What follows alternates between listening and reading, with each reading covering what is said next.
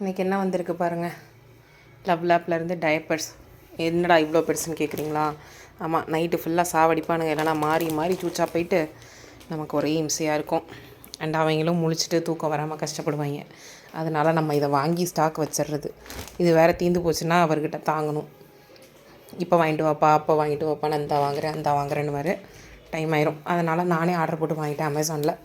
Link வேணால் சொல்லுங்கள், நான் இதில் கொடுக்குறேன், டெஸ்கிரிப்ஷனில் கொடுத்து வைக்கிறேன். ஓகேவா?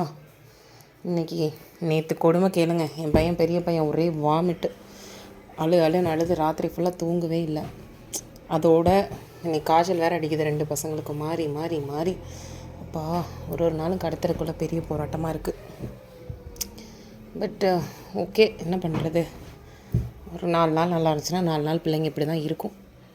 அதனால் இப்படியும் அந்த டேவை நம்ம கடந்து தான் ஆகணும்.